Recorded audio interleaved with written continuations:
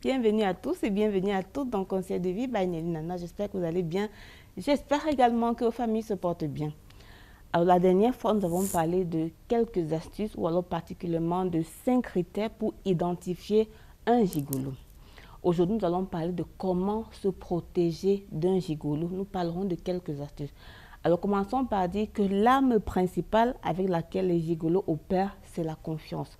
Quand il a fini d'identifier la proie, quand il a fini de mettre en place toute sa stratégie avec tous les critères dont je vous ai donné la dernière fois, l'intérêt ici, c'est que la femme qui est la proie de ce gigolo est déjà en confiance, elle est rassurée, elle est en paix, elle est même sûre et convaincue qu'elle a trouvé l'homme de sa vie et elle est vraiment prête à le suivre partout.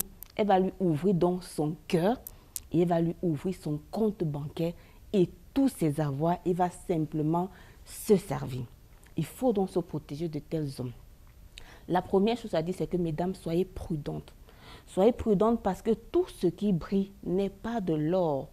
Les richesses qu'un homme peut vous présenter ne sont pas toujours de véritables richesses. Comme je vous ai dit la dernière fois, un gigolo est même capable de s'endetter pour vous faire croire qu'il est quelqu'un désiré financement. Donc vous aussi, autant ils font des enquêtes dans le but de connaître vos avoirs, avant d'investir vos avoirs dans une relation de manière profonde, prenez la peine de faire également vos enquêtes pour être sûr que la personne avec laquelle vous voulez vous engager n'est pas un gigolo. Non pas que vous êtes calculatrice, mais vraiment c'est de la sagesse et c'est de la prudence. Faites des enquêtes, mais alors des enquêtes profondes.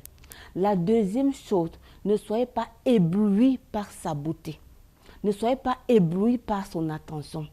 Travaillez de manière véritable, vraiment dans le but d'être sûr que ce qu'il vous présente en termes de caractère, en termes d'attention, est quelque chose de profond. Parce que généralement, c'est superficiel parce que c'est de la stratégie. Et la chose que je vais ajouter aux femmes qui ont été déjà victimes de gigolos, c'est que mesdames, prenez la peine de vous reconstruire. Prenez la peine vraiment de guérir. C'est important de guérir parce que parfois on se dit, ça va aller. Non, ce qu'il a fait dans votre vie, ce que les gigolos font dans la vie d'une femme est tellement profond que ça déstabilise, ça déséquilibre. Tel que si une femme ne prend pas la peine de se reconstruire, ce qui va se passer, c'est qu'elle va avoir en elle des blessures émotionnelles et il va lui être difficile dans la suite de sa vie de faire confiance à un homme. C'est vrai que les gigolos existent, mais c'est aussi vrai que les hommes authentiques existent. Donc, mesdames, travaillez vraiment vous-même pour être des femmes authentiques. Quand vous êtes authentique et que vous avez des ambitions vraiment objectives et réelles, il va être plus facile pour vous d'identifier des personnes qui ont des objectifs cachés, d'identifier des personnes qui ont des objectifs malsains, qui veulent simplement profiter de vous.